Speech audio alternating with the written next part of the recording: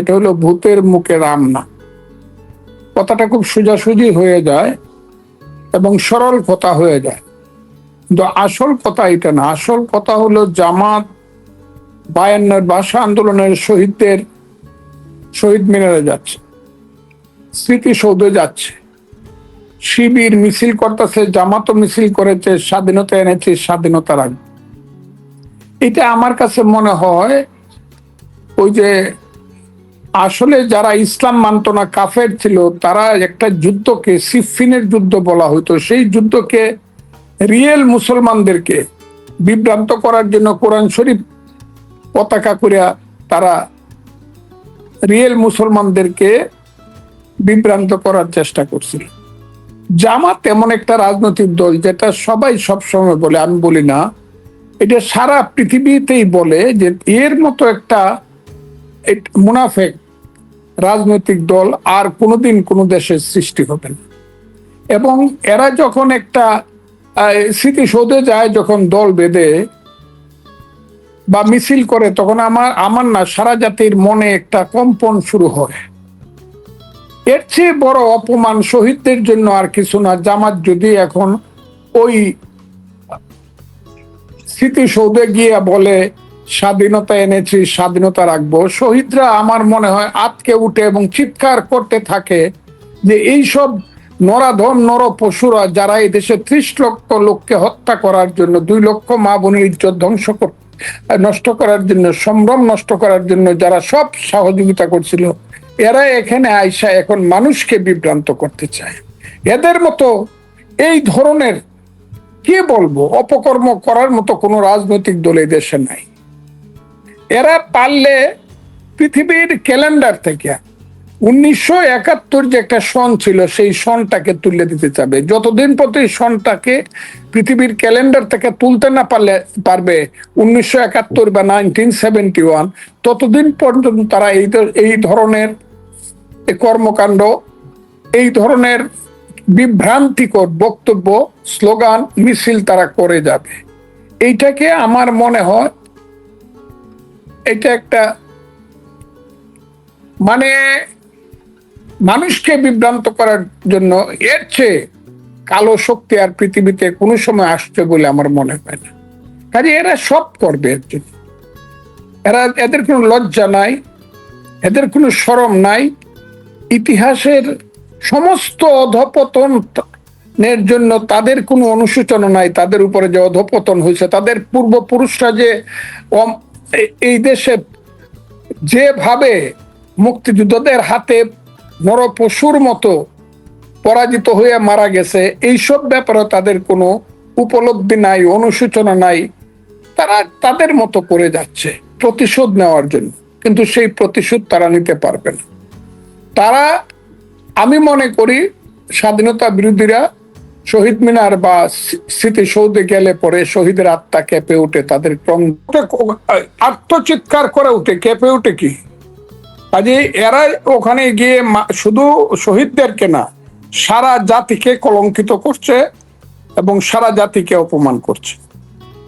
জি, আপনি জানেন যে এর মধ্যে বিএনপি তার সব প্রস্তাবে সংসদে বিএনপি নিজেরা আনেনি, নিজেরা প্রস্তাবে রাখে নাই। পরে দেখলাম যে সুপারিশ ক্রমে তাদের বেশ কয়েকজনের নাম, যারা বাংলাদেশের চিহ্নিত যুদ্ধ অপরাধী, তাদের নাম যোগ হয়েছিল। এরপরে আবার ওই অধিবেশনে জাতীয় সঙ্গীত বাজার সময় জামাত ইসলামী, এনসিপি তারা ঠিক মতো দাঁড়াননি, শ্রদ্ধা জানাননি। এটা বাংলাদেশে একটা সাংঘাতিক সমালোচনা। আপনার দৃষ্টিতে এটা সম্পর্কে একটু জানতে চাই। পাশাপাশি আমার একটু প্রশ্ন যে এনসিপি জামাতের সাথে আছে, যে কোনো সবকিছুতে আছে, ইলেকশনের পর থেকে আপনি দেখছেন প্রতিটা মুহূর্তে আছে, পেছনের কাতারে আছে। শহীদ মিনারে যায় এনসিপি আগে থেকে জামাতের আমির, তারপরে এনসিপির যিনি আহ্বায়ক থাকেন। স্মৃতিসৌধেও দেখলাম যে জামাত প্রথম লাইনের, পেছনে এনসিপি। দুইটা দল আলাদা, কিন্তু তারা সেভাবেই থাকছে।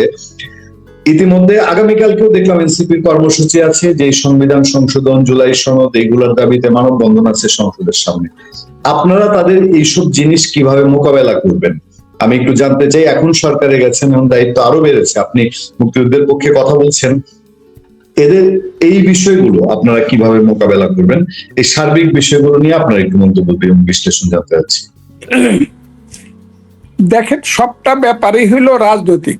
It's a political war. এটা একটা রাজনৈতিক যুদ্ধ চলছে পরস্পরের বিরুদ্ধে। কোনো সময় আওয়ামী লীগের সঙ্গে বিএনপির, কোনো সময় বিএনপির সঙ্গে জামাতের। এখন যেটা প্রিন্সিপাল কন্ট্রাডিকশন, সেইটা হলো জামাতের সঙ্গে বিএনপির এখন দ্বন্দ্ব চলছে। যদিও বিএনপির অনেকেই মনে করে বোধহয় একটু আপোষ আলোচনা করলে, একটু পিঠ চাপড়ায় দিলে জিনিসটা ঠিক হয়ে যাবে। এর চেয়ে আমি আর কিছু বলতে চাই না এটার ব্যাপারে, কারণ জামাত কোনোদিন ঠিক হবে না। আমরা যেমন যদি মনে করি যে আচ্ছা আমরা 9 জন মানুষ একটু ঘুমাইলাম একটা রুমের মধ্যে সবাই, আর একটা সাপ একটু পাশে থাকে ঘুমাক না, অসুবিধা কি? কাজে জামাত এখন সাপের ভূমিকায় অবতীর্ণ হয়েছে, গোখ্র সাপের ভূমিকায়। তারা স্বাধীনতাকে সুবল দিতে তো দিছেই, এখন একদম অজগরের মতো গিলে খাইতে চায়। এই জায়গাটা বিএনপি যতদিন পর্যন্ত না বুঝবে বা বুঝতে দেরি করবে, বুঝে না তা না, কিন্তু মনে করতেছে বোধহয় পিঠ চাপড়ায় একটু কম্প্রোমাইজ অ্যাডজাস্টমেন্ট করিয়া বোধহয় চালানো যাবে। It's a political war. Political ওয়ারে কোনো অ্যাডজাস্টমেন্ট নাই। মানুষ জুয়া খেলে টাকা দিয়া, জুয়াতে হাইরা গেলে সম্পদ চলে যায়, কিন্তু রাজনীতি খেলে মানুষ জীবন দিয়া, রাজনীতিতে হারলে জীবন চলে যায়। রাজনীতির জন্য সম্রাট আওরঙ্গজেব তার বাবা সম্রাট শাহজাহানকে বন্দি করে রাখছে, ভাইদেরকে হত্যা করছে। রাজনীতি বড় ক্রুয়েল, নিষ্ঠুর। আদর্শিক রাজনীতি আরো নিষ্ঠুর। ভুল বলি আর যাই বলি, জামাতের একটা আদর্শিক রাজনীতি আছে। সেই রাজনীতিটা হলো তারা বাংলাদেশ মানে না, তারা পাকিস্তান চায়, 71-এর আগে চলে যেতে চায় বা 71-এর আগের পাকিস্তান চায়।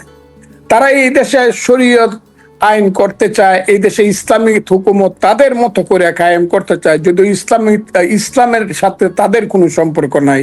এরা হলো ইসলামের শত্রু, যেটা ওই মহিবুল্লাহ বাবনগরী সাহেবের মতো বড় বড় আলেমেরা বলে জামাতকে ভোট দেওয়ার চেয়ে কাফেরকে ভোট দেওয়া অনেক ভালো। কারণ কাফেরকে ভোট দিলেও ইসলাম ফিরে আসতে পারে, কিন্তু জামাতকে ভোট দিলে, জামাত ক্ষমতায় গেলে কোনোদিন ইসলাম ফিরত আসবে না। কথাটা আমার না, কথাটা জনাব মহিবুল্লাহ বাবনগরীর। কাজেই এরা সেই ইসলাম না, ইসলামের নামে মানুষকে তারা বিভ্রান্ত করে বাংলাদেশের রাষ্ট্র ক্ষমতা দখল করতে চায়। এই জায়গাতে তাদের সঙ্গে যুদ্ধটা হবে আমাদের আদর্শিক, তাদের আদর্শের সঙ্গে আমাদের আদর্শের। তাদের আদর্শ মুক্তিযুদ্ধের বিরোধিতা, মধ্যযুগীয় বর্বরতা, মানুষকে আদিমকালে নিয়ে যাওয়া, নারীকে ঘরে বন্দি করা, সন্তানকে মূর্খ রাখা, বিজ্ঞান বা যাই বলেন জ্ঞান বিজ্ঞানের থেকে মুখ ফিরিয়ে নিয়ে একটা নতুন আফগানিস্তান বানানোর যে রাজনীতি, সেই রাজনীতিটা তাদের। তার বাইরে আমাদেরকে মানুষকে বলতে হবে যে না, আমরা আফগানিস্তান চাই না, আমরা গণতান্ত্রিক রাষ্ট্র চাই, আমরা ফির দুনিয়া, আমরা মানুষের পেটের ভাত পরনের কাপড় চাই, আমরা একটা ধর্মনিরপেক্ষ অসাম্প্রদায়িক রাষ্ট্র চাই, আমরা পৃথিবীর বুকে জ্ঞানে বিজ্ঞানে মাথা উঁচু করে দাঁড়াতে চাই। 98 লক্ষ ইসরায়েলি যদি সারা পৃথিবীতে, তাদেরকে আমরা যতই ঘৃণা করি, কিন্তু তাদের 100% মানুষ আধুনিকভাবে শিক্ষিত। তাদের 150 জন বিজ্ঞানী আছে যারা পৃথিবীর শ্রেষ্ঠ বিজ্ঞানী, সারা পৃথিবীকে যারা পরিচালনা করে। এই ধরনের একটা জাতি যদি আমরা সৃষ্টি করতে পারি, তাহলেই এই দেশটা বাংলাদেশ হিসাবে আমরা মাথা উঁচু করে দাঁড়াতে পারবো, যেটা জামাত চায় না। ওই যে পলিটিক্যাল কন্ট্রাডিকশন, আদর্শিক যে দ্বন্দ্ব, সেই দ্বন্দ্বটা সামনে এনে যদি আমরা মানুষকে বুঝাতে পারি, যেটা 71 সনে আমরা বুঝাইছিলাম মানুষকে যে পাকিস্তানিদের সাথে আমরা এই কারণে থাকবো না, এই হলো তাদের সঙ্গে আমাদের দ্বন্দ্ব। ঠিক তেমনি জামাত এবং জামাতের সঙ্গে যারা আছে, এইসব ছেলে পেলে যায় সব জামাতের আন্ডা বাচ্চা। আমরা যদি আদর্শিকভাবে মানুষকে বুঝাতে পারি, এবং সেই মানুষ সেদিন আমাদেরকে বলবে কিভাবে তাদেরকে মোকাবেলা করবে, কৌশলটা কি। কিন্তু প্রথম আদর্শিকভাবে তাদেরকে মোকাবেলা করতে হবে। আর ওই যে মিছিল মিটিং করে তারা যদি করতে পারে করবে, সেটা আমাদের যে সংগঠন আছে, সাংগঠনিক নেতৃত্ব যারা আছে, জনাব তারেক রহমান সাহেব চেয়ারম্যান, এবং যারা প্রেসিডিয়াম মেম্বার, স্থায়ী কমিটির মেম্বার, বা যারা সাংগঠনিকভাবে মানে আমার মনে হয় সাংগঠনিকভাবে যারা এটাকে পরিচালনা করেন, আমার মনে হয় না যে বিএনপির মতো রাজনৈতিক দলের বিরুদ্ধে 200 মানুষের হাত ধরাধরি করে একটা কি কয়, এটা কি বলছেন, মানববন্ধন করলেই একদম সব শেষ হয়ে যাবে, এটা আমার মনে হয় না। আমি এটা মনে করি। আপনার কাছে এটা তারা কি মনে করতে হয়? পারে, এটা তাদের অধিকার আছে, করতে পারে, কিন্তু এইটা করলে কিছু হবে না। কিন্তু আসল আপনার কাছে ব্যাপারটা হলো গুপ্ত রাজনীতি, চক্রান্তের রাজনীতি। আপনি দেখবেন আজকেও লেখা হয়েছে তুরস্ক থেকে তারা কি দেওয়ার নাম করিয়া, কি করার নাম করিয়া, কি এতিমখানার নাম করিয়া, কি রোহিঙ্গাদের নাম করে কত হাজার কোটি টাকার তারা, কত হাজার কোটি টাকা আনছে এবং কত টাকা তারা ইলেকশনে খরচ করছে। এবং আগামী দিনে শুধু টার্কির সঙ্গে, তুরস্কের সঙ্গে, এরদোয়ানের সঙ্গে তাদের রিলেশনটা কি কারণ হয়েছে দেখলে আপনারা বুঝবেন বাংলাদেশকে তারা কোথায় নিয়ে যেতে চায়। আমি মনে করি আদর্শিকভাবে তাদেরকে মোকাবেলা করাটা আমাদের জন্য কঠিন না, কারণ মুক্তিযুদ্ধ হলো সত্যের পথে, আর তারা জামাত সহ যারা আছে তারা হইল অসত্যের পথে, স্বাধীনতা বিরোধিতার পথে, অন্যায় অপরাধের পথে, মিথ্যার পথে। আমি তাই আমি বলে আমি ভিন্ন একটা প্রসঙ্গে যাবো, তার আগে আমি তিনজন দর্শকের তিনটা ছোট্ট কমেন্ট আপনি বলছে। একজন আপনাকে ফজলুর রহমান ভাই স্যালিউট। তারপরে আর দুজন দুটা প্রশ্ন করেছেন, আপনার সম্পূর্ণ স্বাধীনতা, আপনি উত্তর দিতে চাইলে। একজন বলেছেন যে অজয়শীল, ফজলু ভাই আওয়ামী লীগের উপরে নিষেধাজ্ঞা কবে উঠাবেন আপনারা? আপনাদেরকে তো আমরা ভোট দিচ্ছি শুধু আওয়ামী লীগের উপরে নিষেধাজ্ঞা, আওয়ামী লীগের উপরে নিষেধাজ্ঞা ও ঢাবির জন্য আপনাদেরকে ভোট দিচ্ছি, এটা একজনের বক্তব্য। আরেকজন বলছেন যে স্মৃতিসৌধে যাদেরকে গ্রেফতার করা হয়েছে তাদের ব্যাপারে আপনি কোনো একটা মন্তব্য করেন ফজলু ভাই। একজন সাচ্চা বাঙালি আরেকজন কমেন্ট করেছেন, এবং স্মৃতিসৌধের বিষয়ে আমি এই দর্শকদের মন্তব্যগুলো আপনার সামনে তুলে ধরলাম। আপনার মন্তব্য করা আপনার উপর সম্পূর্ণ স্বাধীন। আমি যে ইস্যুটায় যেতে চাই সেটা হলো ডিপ স্টেট। ডক্টর ইউনূসের সময় এনসিপি কোন হালে ছিল আপনি জানেন, আমরা সবাই জানি এটা কিংস পার্টি। সেই কিংস পার্টির নেতারা এখন বলছে যে কিংস ডিপ স্টেট তাদেরকে, আপনি দেখেছেন আসিফ মাহমুদ সজীব ভাইয়া বলেছে যে ডিপ স্টেট তাদেরকে 2029 সাল পর্যন্ত ক্ষমতায় থাকতে বলেছিল। এনসিপির নাহিদ ইসলাম তাদের প্রধান, সে বলছে যে ডিপ স্টেট ওসমান হাদিকে হত্যা করেছে। দুইটাই সাংঘাতিক রকম তথ্য। আপনার কি মনে হয় হঠাৎ করে তারা এই ডিপ স্টেটের কথা প্রকাশ করছে, বলছে ওসমান হাদিকে মেরে ফেলেছে, 29 সাল পর্যন্ত থাকতে বলেছিল, হঠাৎ এই আলোচনা কেন? এবং ইউনূস আমলের এনসিপি আর বর্তমান আমলের এনসিপির মধ্যে কোনো পার্থক্য দেখেন কিনা? আমি কোনো পার্থক্য দেখি না। তারা ওই ইউনূসের আমলে যে সুযোগ সুবিধা পাইছিল রাষ্ট্রীয়ভাবে, যে যে অথরিটিটা তারা পাইছিল, অথবা রাষ্ট্রীয়ভাবে তারা যে প্রোটেকশনটা পাইছিল, অতটা আমাদের সময়ে বা জনাব তারেক রহমানের সময়ে পাচ্ছে না ঠিকই, কিন্তু তাদের আদর আপ্যায়নের কোনো অসুবিধা হইতেছে বলে আমার মনে হয় না। তারা এখনো মনে হয় জামাই আদরেই বাংলাদেশে আছে। কিন্তু আমি মনে করি তাদের 5ই আগস্টের সাহসিকতার জন্য আমি তাদেরকে ধন্যবাদ দেব ঠিকই, কিন্তু ওই সাহসিকতা কিন্তু অনেক, মানে ওই যে আমি দস্যু বাহরাম পড়তাম, তারও খুব সাংঘাতিক সাহসিকতা ছিল। সাহসিকতা আরো নাম আমি বলতে পারি দেশের নামে, কিন্তু এটা বললাম না, ছেলেদেরকে অত ছোট আমি করতে চাই না। কিন্তু 5ই আগস্টের নামে পরবর্তী সময় ছেলেরা যা করছে, তাদের তো পার্লামেন্টে আসার কথা ছিল না। তারা কিভাবে পার্লামেন্টে আসলো আপনার একটু খবর টবর নিয়েন, কারা আনলো? তারা ইউনূস সাহেবের এত প্রিয় সন্তান, এবং ইউনূস সাহেবের কি বলবো আমি, ইউনূস সাহেবের ওসিয়তকে সম্মান করার জন্যই কি তাদেরকে পার্লামেন্টে আনা হয়েছে কিনা মানুষ কিন্তু এটা মনে করে।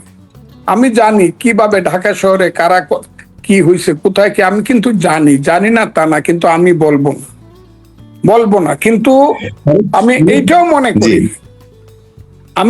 মনে করি এরা এত ভাগ্যবান ছেলে পেলে যে যাদের নামে 1 মাস আগেও মানুষ জানতো না, এরা 1 মাস আন্দোলনের মধ্য দিয়ে বাংলাদেশে এমন ভাবে আসলো, তাহলে এরা গুপ্ত সংগঠন থেকে আসছে। জামাত, শিবির, স্বাধীনতা বিরোধী শক্তি এদেরকে কই থেকে জোগাড় করছে, এদেরকে আমি ধন্যবাদ দিই যে এই ধরনের ছেলে পেলে দিয়ে এই ধরনের কাজ করা সম্ভব। এবং এটা জামাত শিবির বছরের পর বছর আমার ধারণা তাদেরকে ট্রেনিং দিয়ে এখানে নিয়ে আসছে, এবং যারা যেভাবে এখনো কথা বলে, আমি এদের নামই নিতে চাই না, আমার ভালো লাগেনি। এরা কিন্তু এমন, আমি এটা নিশ্চয়ই বলবো এদের একটা সাহসিকতার কারণে 5ই আগস্টের 2টা রূপ ছিল। একটা রূপ হইল গণতান্ত্রিক আন্দোলনের মাধ্যমে স্বৈরাচার বা ফ্যাসিস্ট যাই বলেন শেখ হাসিনা সরকারকে ফেলে দেওয়া, এবং একটা গণতান্ত্রিক ইলেকশনের মাধ্যমে এই দেশে নতুন একটা গণতান্ত্রিক সরকার প্রতিষ্ঠা করা, এটা বিএনপি সহ সমস্ত দল যারা আন্দোলন তাদের ছিল। আর ওই জামাতের ভিতরে পিছন থেকে এই যে মানে কালো বুরকা কালো শক্তি, এরা এই যে নিজেদেরকে গোপন করে করে পরে বলা শুরু করলো আমরা কি শুধু একটা ইলেকশন করার জন্য আমরা এত বড়, আমরা এত রক্ত দিছি, এইটার পিছনে যে এত গভীর তাদের মনে এত বেশি গভীর ষড়যন্ত্র আছে, এইটা কিন্তু জানা যায় নাই, কিন্তু এটা প্রকাশিত হয়েছে। এবং তারই রূপ হইল আজকে জামাত 68টা সিট নিয়ে এবং তাদেরকে আরো 6টা, এই 74টা সিট তারা পার্লামেন্ট সিট তারা বাংলাদেশে আনছে। নিশ্চয়ই এটা একটা বড় বিরোধী দল, ঠিক আছে, কিন্তু এদের তা হওয়ার কথা ছিল না যদি সঠিক রাজনীতিটা হইতো। আমার মনে হয় আমার মনে হয় যে তারা যে ধরনের কথা বলতেছে, যে ধরনের কাজ করতেছে, যে ধরনের বাংলাদেশটাকে কুৎসিত স্লোগানের মাধ্যমে বাংলাদেশের সমস্ত জেনারেশনকে ধ্বংস করে দিচ্ছে, এদের খুব কঠিন বিচার হওয়া উচিত ছিল।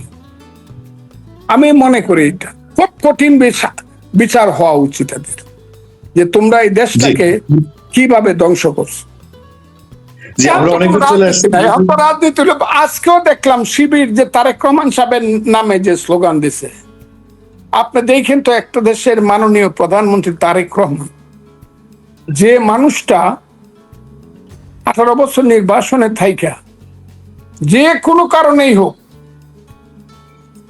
তার বাবা মা বাংলাদেশের রাষ্ট্রপতি, বাংলাদেশের পূর্ব বাংলাদেশ সরকারের প্রধানমন্ত্রী দীর্ঘদিনের, সেই শহীদ জিয়া এবং খালেদা জিয়ার ছেলের ব্যাপারে উনি এখন প্রধানমন্ত্রী, তার ব্যাপারে যে ধরনের কুৎসিত স্লোগান দেয় শিবিরের ছেলেরা, তো আমার কাছে মনে হয় তারেক রহমান সাহেব বোধহয় কি বলবো, তার বোধহয় কোনো কিছুই গায়ে লাগে না, সবকিছু উনি ঝেড়ে ফেলে দেয় বলে, তা না হলে তো এদেরকে মাফ করার কথা না। এইভাবে কি একটা দেশ চলতে পারে? এই স্লোগান দিয়ে একটা দেশ তো রাজনীতি হইতে পারে? আমাদেরকে পৃথিবীর মানুষ কি মনে করে? মনে করে না যে আমরা অসভ্য বর্বর একটা জাতি, আমাদের ছেলেরা এই ধরনের স্লোগান দিয়ে রাজনীতি করে? কি বক্তৃতা করে তারা? এই ধরনের স্লোগান বলেন। জি, এই ধরনের স্লোগান আপনার বিরুদ্ধেও বলে দিয়েছে, আমি দেখেছি আপনাকে নাস্তিক বলেছে। আজকে দেখলাম জামাতের এমপি আমির হামজা সাহেব জ্বালানি মন্ত্রী ইকবাল হাসান মাহমুদ টুকু, ওনাকেও নাস্তিক বললো, উনি নাস্তিক, ইসলাম বিরোধী মানুষ।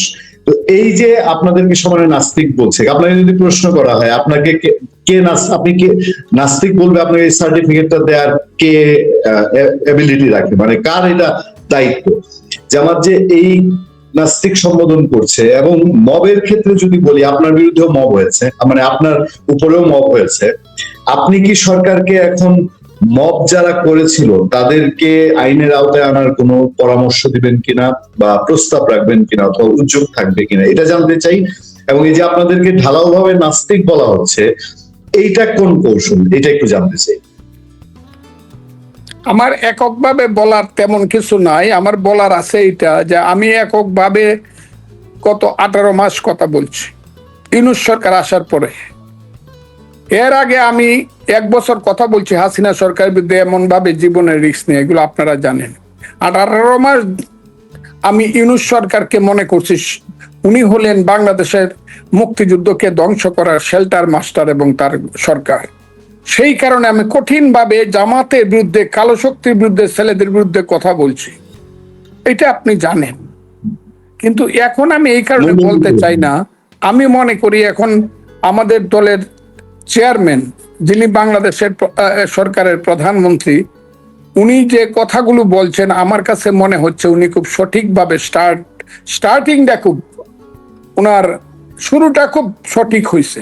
এমনকি কালকে যে বক্তব্য রাখলেন উনি 27শে মার্চ, আপনি দেখেন মুক্তিযুদ্ধ সম্পর্কে এবং যে বক্তব্যগুলো উনি রাখছে, আমার কাছে মনে হয়েছে টাইম উইল কাম, যে এইসব ছেলেরা যে কথা বলতেছে the time will answer in time, এবং উনি সেটা বুঝবেন। আমি এই কারণে খুব বেশি কথা বলতে চাই না, কারণ উনি যখন বুঝছেন, উনি কিন্তু কম্প্রোমাইজটাই চাইছিলেন, অ্যাডজাস্টমেন্ট কম্প্রোমাইজ, কিন্তু দেশে আইসে যখন প্র্যাকটিক্যালি দেখছেন যে না, সাপের সাথে কম্প্রোমাইজ করার লাভ নাই, তখন কিন্তু ওনাকে বলতে হয়েছে হ্যাঁ মুক্তিযুদ্ধই আমাদের ভিত্তি, আমার বাবা মুক্তিযুদ্ধই চাইছিলেন, আমরা মুক্তিযুদ্ধের পক্ষে, এবং সেইভাবেই উনি ভোটটা পাইছেন।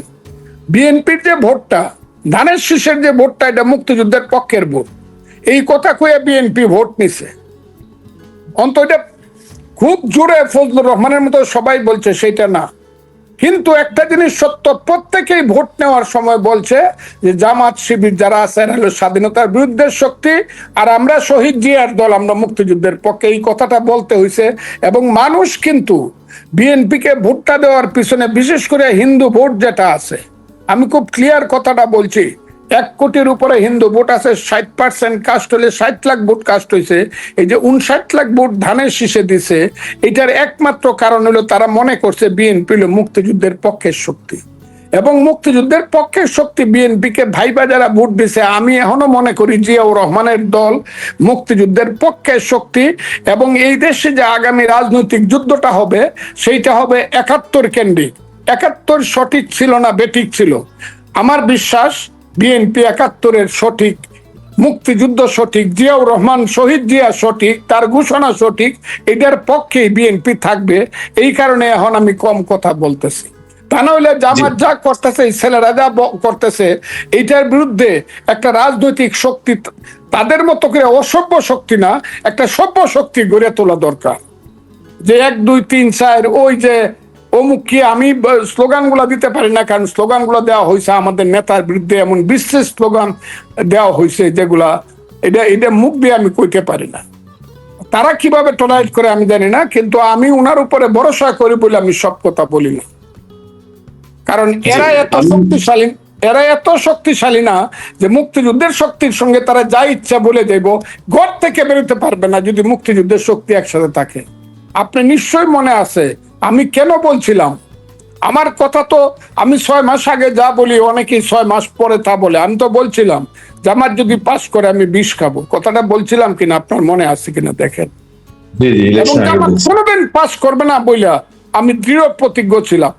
কিন্তু ইলেকশনের দিন পর্যন্ত আমার এলাকাতে এমন ভাবে প্রচার করা হয়েছে যে চন্দ্র সূর্য ডুবতে পারে কিন্তু জামাত ডুববে না, জামাত সরকারে যাবে। আমার এলাকাতে সব জায়গাতে এটা হয়েছে, যে কারণে তারা এই 70টার মতো সিট পাইছে। একটা মাত্র কারণে ইউনূস সরকারের টোটাল অনৈতিক ফেভার, 2 নম্বর হইল মিথ্যা প্রচার, 3 নম্বর হইল বিদেশি টাকা, 4 নম্বর হইল একটা শক্তির সমর্থন। বাস এই কারণে এই সিটগুলো পাইছে। এখন ইলেকশন করো, আর সেই ইলেকশনে যদি স্বাধীনতার পক্ষের কোন শক্তি কোনো কারণে দাঁড়ায় মধ্যে আইসা, তাহলে বিএনপি ফার্স্ট হইব, স্বাধীনতার পক্ষের শক্তি সেকেন্ড হইব, আর জামাতরা বহু দূরে ফোর্থ হইব 15টা সিট পায়া। আমি এটা কইতে পারি, কিন্তু ওই জায়গাটা তারা আমার মনে হয় একদিন আসবে যখন এটা প্রতিষ্ঠিত হবে যে জামাতটা হইল স্বাধীনতা বিরোধী। যেমন কোনো কারণেই সাপ যেমন সুবল দিতে ভুলে না, তাকে যত আদর করেন, ঠিক তেমনি জামাত কোনো কারণে স্বাধীনতা যুদ্ধে তাদের পূর্বপুরুষেরা আমাদের কাছে, মুক্তিযুদ্ধের কাছে পরাজিত হয়েছিল, সেই পরাজয়ের গ্লানিটা কোনোদিনই ভুলবে না বইলা 5ই আগস্টের পরে আমার মনে হয়েছে। এর আগে মনে হইতো হয়তো বা তারা নতুন ভাবে শুরু করবে। আপনারা সবসময় আপনার দল তারেক রহমান সাহেব মাননীয় প্রধানমন্ত্রী তিনি সহ সবাই বলে এসছেন বিএনপি রাজনীতিতে বিশ্বাস করে না। আওয়ামী লীগ যদিও জামাতকে নিষিদ্ধ করেছিল একরকম, তো সেই ক্ষেত্রে আমাদের এখানে দর্শক আপনাকেও, আমরা জানি যে আপনাকেও আওয়ামী লীগ সমর্থক অসংখ্য মানুষ চোখ বন্ধ করে ভোট দিয়েছে। তারা জানতে চায় যে আওয়ামী লীগের নিষেধাজ্ঞা, আপনি যেহেতু ইউনূস সরকারের সময় ব্যাপারে স্পষ্ট বলেছেন, আপনার মতামত জানিয়েছিলেন যে আওয়ামী লীগের নিষেধাজ্ঞা নিয়ে সর্বশেষ কোন চিন্তা ভাবনা আছে কিনা, আর জয় বাংলা স্লোগানটাকে কোন ধরনের, যেমন বিএনপি মন্ত্রীরাই বলেছেন যে এটা নিয়ে কোনো বাধা নেই, কিন্তু কিছু বিচ্ছিন্ন ঘটনা ঘটছে, সেগুলোর প্রতি আপনার ছোট্ট করে একটা মন্তব্য দিয়ে আজকে অনুষ্ঠান শেষ করতে চাই। আমার এলাকাতে আওয়ামী লীগ আমাকে ভোট দিয়েছে, এটা টোটালটা সত্য না। আমার এলাকাতে আওয়ামী লীগের ভোটটা 2 ভাগ হয়েছে। প্রথম ভাগ হয়েছে সাবেক রাষ্ট্রপতি জনাব আব্দুল হামিদ সাহেব স্পষ্টভাবে, তার ভাই নুরু কয়েকদিন আগে মারা গেছে, আল্লাহ তাকে বেহেশত নসিব করুক। আমার ব্যক্তিগত কোনো ধরনের প্রতিহিংসা তাদের বিরুদ্ধে নাই। তারা কিন্তু একদম এই সবকিছু চিৎকার করে বলছে ফজলুর রহমানকে ভোট দেওয়া যাবে না, দাঁড়িপাল্লায় ভোট দেও। এবং আমি চ্যালেঞ্জ করে বলছি, হামিদ সাহেবের যে নিজের বাড়ির যে সেন্টারটা, সেই সেন্টারটার নাম হলো কামালপুর প্রাইমারি স্কুল সেন্টার, যেটা তার বাড়ির মধ্যেই। সেই সেন্টারে 1177 ভোট পাইছে দাঁড়িপাল্লা, আর দানের শীষ পাইছে 400 সামথিং। কাজে এটা প্রতিষ্ঠিত সত্য যে আব্দুল হামিদ এবং তার লোকজন মিটামইনে সবটা পারে নাই, ইটনা অষ্টগ্রামে সবটা পারে নাই, তার যে মিটামইনে তার যেখানে যেখানে হোল্ড আছে সেইখানে সবাইকে দাঁড়িপাল্লায় ভোট দেওয়া হয়েছে। এবং এই যারা আওয়ামী লীগের যারা হাইব্রিড, আব্দুল হামিদের নেতৃত্বে যারা টাকা পয়সা করে এখন পালায় আছে, তাদের সমস্ত আত্মীয় স্বজন এরা সব ভোট দিচ্ছে দাঁড়িপাল্লায়। আর মুক্তিযুদ্ধে বিশ্বাস করে, রিয়েলি মুক্তিযোদ্ধা ছিল এবং মুক্তিযুদ্ধের রাজনীতি বিশ্বাস করে নিরীহ মানুষ এবং আমার এলাকার যে হিন্দু সমাজের যারা ভোটার, তারা ভোটটা দিছে আমারে। এটা হলো কথা। কাজেই আমি আজকে এই কথাটা স্পষ্টভাবে বলতে চাই যে একটা দেশের আওয়ামী লীগ যাকে রাষ্ট্রপতি বানাইছে 10 বছর, স্পিকার বানাইছে 5 বছর, সেই লোকটা দাঁড়িপাল্লায় ভোট দিল। সেই লোকটা আবার তার শালারে দাঁড়া করায় দিল করিমগঞ্জে, জামাতের ক্যান্ডিডেট ছিল তার আপন শালা, তাকে আবার ভোট দেওয়া হলে। এটা উসমান ফারুক সাহেব জানে সবকিছু। আমি কেন বলতে চাই কথাটা, যে কিছু কিছু জায়গাতে কিন্তু এই ঘটনাগুলো ঘটছে। আমি এটা খুব ছোট্টভাবে মনে করি, সবকিছুর পরেও আগামী দিনে যে রাজনৈতিক যুদ্ধটা হবে, জামাত যেটার জন্য কঠিন ভাবে প্রস্তুতি নিচ্ছে, সবকিছু নিয়ে যারা অস্ত্র শস্ত্র নিয়ে টাকা পয়সা নিয়ে প্রস্তুতি নিচ্ছে, আমি এটা বলতে পারি তাদের কাছে ওইসব শক্তি থাকবে, কিন্তু রাজনীতির কোনো আদর্শিক কোনো শক্তি থাকবে না। কারণ মুক্তিযুদ্ধই সত্য, এই সত্য জয়ী হবে এবং তাদের মুক্তিযুদ্ধ বিরোধী চেতনা পরাজিত হবে, মধ্যযুগীয় বর্বর রাজনীতি পরাজিত হবে, এটা আমি মনে করি। আপনার কথাটার উত্তর আমি দেব। জি, আমি একটা কমেন্ট আছে, আওয়ামী লীগের লোকজন দাঁড়িপাল্লায় ভোট দিয়েছেন একজন বলছেন, আপনার কথাও ঠিক। আমি জয় বাংলা ইস্যুটা বেশ কয়েকজন দর্শক কমেন্ট করছেন। আর সবশেষ আপনার কাছে আমার প্রশ্ন, যে এখন দেশের রাজনীতির যে অবস্থা, জামাত ইসলামী এনসিপি যে রাজনীতি করছে, রাজনীতিটা মূলত তারা কেন্দ্রবিন্দুতে নিয়ে আসছে জুলাই সনদ এবং সংবিধান সংস্কার পরিষদ নিয়ে। বাংলাদেশের ভবিষ্যৎ কি দেখতে পাচ্ছেন একজন মুক্তিযোদ্ধা হিসেবে? এই প্রশ্ন দিয়ে আমি আজকে অনুষ্ঠান শেষ করবো। আমি জুলাই সনদ বা এইসব দাবি দেওয়ার ব্যাপারে যেহেতু প্রশ্নটা উঠে গেছে, এইটা আমি পার্লামেন্টে যখন কথা যদি আমি কথা বলার সুযোগ পাই, আমরা তো হইলাম ওই ধরনের না, আমরা যদি কথা বলার সুযোগ পাই তাইলে আমার মতামতটা আপনি বুঝতে পারবেন। কারণ আমি জুলাই সনদের ব্যাপারে আমার যে কথা আছে এইখানে সামান্য পরিবেশে বইলে আমি শেষ করতে পারবো। কাজে আমি ওইটা পার্লামেন্টে যখন উঠবে তখনই আমি কথা বলবো, এর আগে আর কথা বলতে চাচ্ছি না। আচ্ছা, আর আওয়ামী লীগের বিষয়ে কি আপনার কোনো মেসেজ আছে? আওয়ামী লীগের কি করা উচিত? কি শুদ্ধ হওয়া উচিত? কেউ কেউ বলে তার অনুশোচনা করা উচিত, মাপ চাওয়া উচিত, তার পরিবর্তন হওয়া উচিত। আপনার কি মনে হয় তার কি করা উচিত এই সময়, বা চুপ করে যাওয়া উচিত? দেখেন, আওয়ামী লীগ ব্যাপারে যাই বলি, হয় আওয়ামী লীগ বুঝবে, না হয় আমার দল বুঝবে। আমার দুই দিকেই বিপদ। কাজে আওয়ামী লীগ সম্পর্কে আমার দুই দিকেই বিপদ, আমার দুই দিকেই বিপদ।